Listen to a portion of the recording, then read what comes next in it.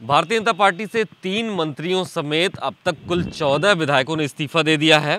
समाजवादी खेमे में एक बड़ा जश्न मनाया जा रहा है और ये बताया जा रहा है कि भाजपा से नाराज़ हैं विधायक मंत्री और सब छोड़ करके उनकी तरफ आ रहे हैं। सिद्धार्थनाथ सिंह हैं जो उत्तर प्रदेश सरकार में मंत्री हमारे साथ हैं, सरकार के प्रवक्ता हैं। सर, ये जो हलचल मची है, जो तोड़ तोड़ के लोग ले जा रहे हैं, कह रहे हैं कि नाराज़ हैं इसलिए आ रहे हैं, इसको कैसे देख रहे हैं, क्या मैसेज जा रहा है?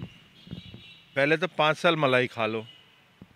5 साल जब मलाई खा ली और आपको परिवारवाद चाहिए, पुत्र प्रेम चाहिए, आपको जब टिकट कटने का डर हो जाए तो ये सब चीज़ आती है तो आपको बहाना बन जाता है क्या सामाजिक न्याय का।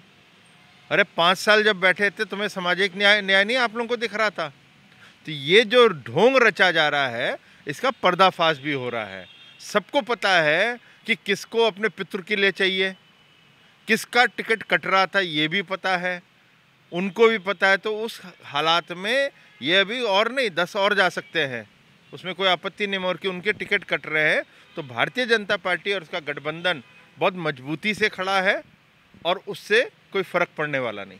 सर, राजनीति के कुछ जानकार कह रहे हैं कि 2014 के बाद से जो जातियों का इक्वेशन था भाजपा ने बिल्कुल धराशायी कर दिया था। सब लोग एक प्लेटफॉर्म पे थे, लेकिन फिर से अलग अलग जातियों के नेता एक बार फिर से समाजवादी पार्टी में एक क्लस्टर में इकट्ठा हुए हैं। मैं आपको 2 उदाहरण देता हूँ और उत्तर प्रदेश की राजनीति के बारे में इससे बड़ा प्रूफ नहीं है। सबसे बड़े कहीं ओबीसी लीडर माने जाते रहे हैं और रहेंगे, भविष्य में भी रहेंगे, वो आदरणीय कल्याण सिंह थे। भारतीय जनता पार्टी से दुर्भाग्यपूर्ण वो अलग हुए और हाथ मिलाया जो अखिलेश यादव जी के पिता, उनसे अखिलेश जी से कहीं ज़्यादा कदम में बढ़े, वो दोनों मिले। तो ओबीसी जो था, नॉन यादव ओबीसी, वो M+Y के साथ नहीं गया। ये सच्चाई है उत्तर प्रदेश की। तो ये जो सिफोलॉजी चल रही है इसमें कोई इस चीज़ की भी गहराई में देखना चाहिए।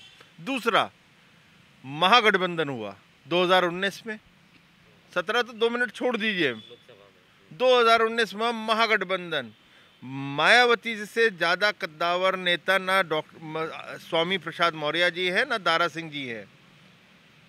और वो जब हुआ गठबंधन तो उस गठबंधन के अंदर भी कहा जा रहा था भारतीय जनता पार्टी का सुपड़ा साफ। ये भूल जाते हैं कि भारतीय जनता पार्टी ने अपनी योजनाओं के तहत जो जमीनी हकीकत बनाई है, जमीनी पैठ करी है और ओबीसी की बात कर रहे हैं। सबसे बड़ा ओबीसी तो देश का एक ही आदमी है, उनका नाम है प्रधानमंत्री नरेंद्र मोदी।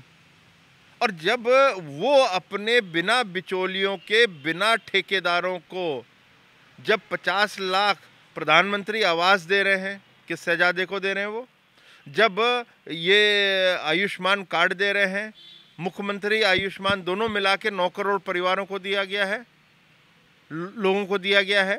फिर उसी तरह टॉयलेट बनाए गए हैं। टॉयलेट उत्तर प्रदेश में जो बने हैं वो 2 करोड़ 60 लाख बने हैं।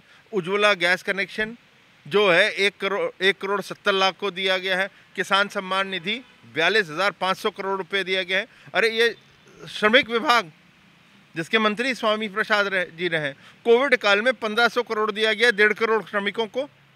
ये जो जितनी भी चीज़ें हैं ये किनको दी जा रही, किस शहजादे, किस युवराज को दी जा रही है? उस समय ये दिखा नहीं आपको। और आज आप कह रहे हो मैं सामाजिक न्याय के लिए खड़ा हूँ। ये कौन सा ढोंग है? ये ढोंग सामने आ रहा है, जनता इसका जवाब लेगी। और मैं खाली इन सभी जो ठेकेदार बनते हैं समाज के ना, उनसे कहता हूँ समाजवादी पार्टी जा रहे हैं, आपको मुबारक, अखिलेश जी को मुबारक। मगर अखिलेश जी से एक दफ़े पूछ लें कि अखिलेश जी 5 साल के अंदर 10 चीज़ें गिना दो जो आपने दलित और ओबीसी के लिए किया है, माइनस यादव से।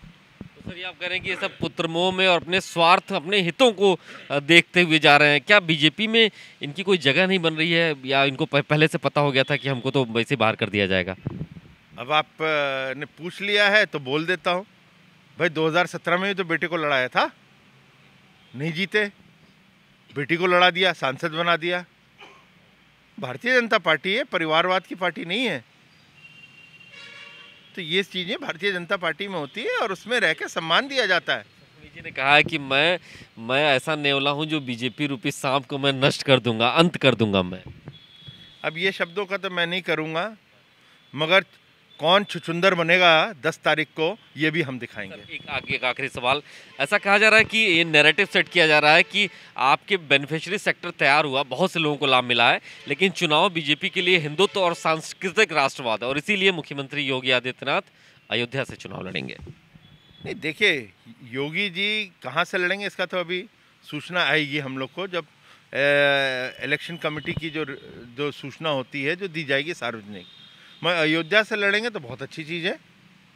सांस्कृतिक राष्ट्रवाद से तो भारतीय जनता पार्टी, भारतीय जनसंघ जुड़ा हुआ है, आज से नहीं है। हम लोग ने कभी हमेशा कहा राजनीतिक हमारा मुद्दा नहीं है, राम मंदिर बनना चाहिए, ये भारतीय संस्कृति का मुद्दा है। सांस्कृतिक राष्ट्रवाद इसी को कहते हैं। काशी में काशी धाम कॉरिडोर बन रहा है, ये सांस्कृतिक मुद्दा है। मथुरा में, मथुरा के अंदर कृष्ण भगवान जहाँ है उसका, वहाँ पे जो पूरे की पूरी व्यवस्था है, वहाँ पे भी धाम हो, तीर्थ बने, अच्छा बने, वो तो हमारा मुद्दा है, बनना चाहिए और बनेगा। और योगी जी जहाँ से लड़ेंगे वो अपने में विशेष रहेगा, और अयोध्या से लड़ते हैं तो मैं इतना कह सकता हूँ, हलचल है पूरे उत्तर प्रदेश के अंदर। और खाली उत्तर प्रदेश में तो हलचल है ही है, मगर आप सोचो पूर्वांचल और पूरे के पूरे सेंट्रल यूपी में क्या होने वाला है। बहुत शुक्रिया हमसे बात करने के लिए। सिद्धार्थनाथ सिंह जी उत्तर प्रदेश सरकार के प्रवक्ता हैं और इनका कहना है कि जो लोग भाजपा छोड़ के जा रहे हैं वो कहीं ना कहीं पुत्र मोह में पड़े हुए हैं और उनको पहले से पता था कि उनकी भारतीय जनता पार्टी में अब ज़्यादा दिन तक रहने के लिए जगह नहीं बच रही है। कैमरामैन गिरीश के साथ अभिषेक पांडे, भारत समाचार, लखनऊ।